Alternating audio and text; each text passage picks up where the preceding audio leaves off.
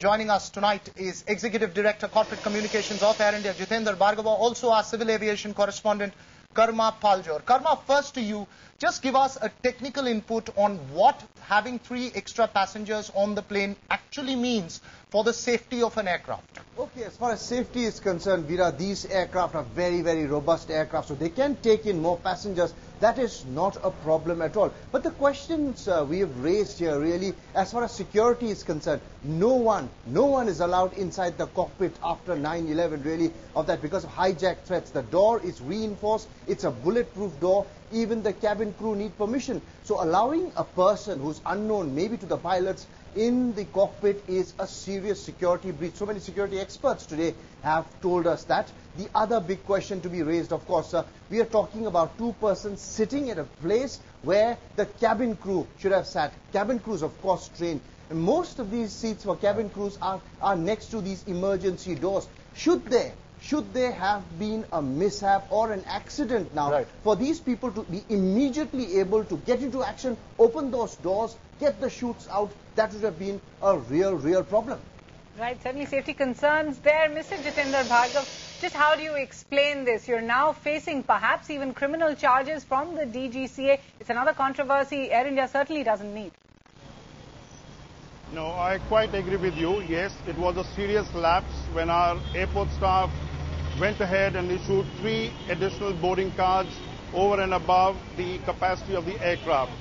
Air India management has taken a very serious view of it because we are very clear that safety is paramount for an airline. Safety is with what an airline is judged by.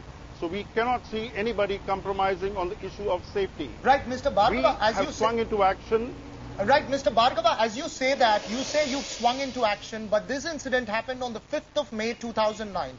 It's been more than a month now, and there has been an effort to cover this up completely all this while.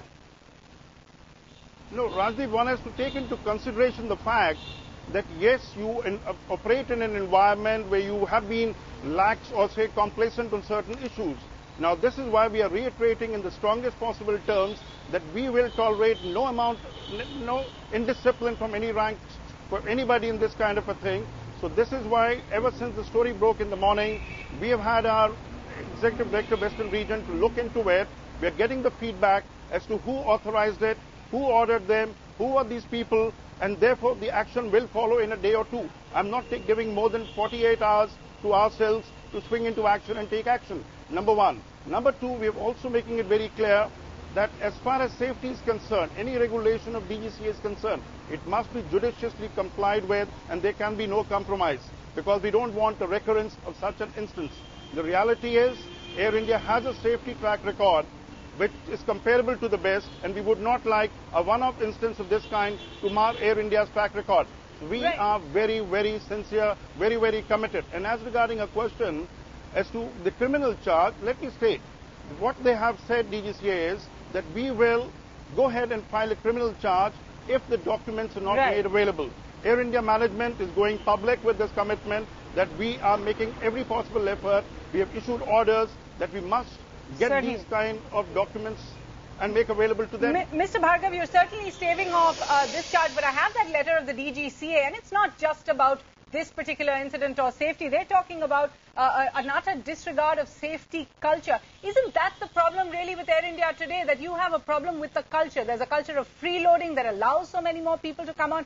Families of employees are accommodated often. How are you going to fight this culture in your airline?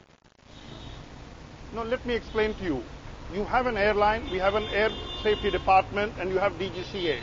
Every incident that happens gets reported.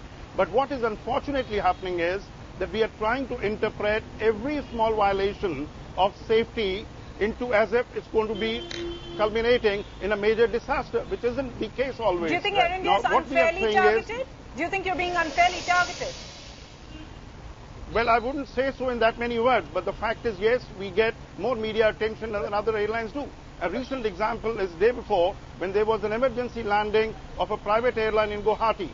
Had it been an Air India aircraft, it would have been on all channels. Unfortunately, this was shown on only 1 or 2 channels and only once. So we are being unfairly targeted in a way.